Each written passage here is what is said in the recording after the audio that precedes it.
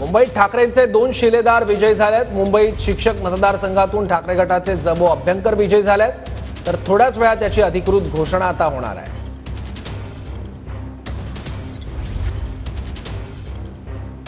याबद्दल आणखी माहिती घेऊ, आपले प्रतिनिधी कृष्णा सोनारवाडकर आता आपल्या सोबत आहेत। कृष्णा, सौरभ, आपण पाहतोय की मुंबईतल्या दोन्ही जागांवरती ठाकरेंना विजय जवळपास आता मिळालेला आहे। मुंबई पदवीधर मतदारसंघातून अनिल परब हे जवळपास 26,026 मतांनी विजयी झालेले होते। त्यानंतर आता मुंबई शिक्षक मतदारसंघामध्ये जमो अभ्यंकर जे ठाकरे गटाचे उमेदवार आहेत त्यांना सुद्धा जवळपास आता विजय मिळताना पाहायला मिळतो आहे। अंतिम मतमोजणी जी आहे ती पूर्णपणे संपलेली आहे आणि थोड्याच वेळामध्ये अधिकृत घोषणा होणं थोड्याच वेळामध्ये अधिकृत घोषणा होऊ शकते। मात्र यामध्ये जमो अभ्यंकर हे अंतिम आकडेवारीमध्ये जे आहेत ते अग्रेसर असल्याचं पाहायला मिळत आहे। पुढच्या बाजूला आपण पाहतो की गेटवरती आता कार्यकर्त्यांची मोठी गर्दी व्हायला सुरुवात झालेली आहे। अनिल परब थोड्याच गर्दी व्हायला सुरुवात झालेली आहे। अनिल परब थोड्याच वेळामध्ये त्यांचं प्रमाणपत्र घेऊन बाहेर येतील आणि त्यानंतर या गेटच्या बाहेर जो ठाकरे गटाच्या वतीनं मोठा जल्लोष सुद्धा जो आहे तो होणार आहे। मात्र यापूर्वीच फटाके आणि गुलालाची उधळण सुद्धा करण्यात आलेली आहे। मात्र आता आपण पाहतोय की सगळ्यांचं लक्ष असणाऱ्या मुंबई शिक्षक मतदारसंघामध्ये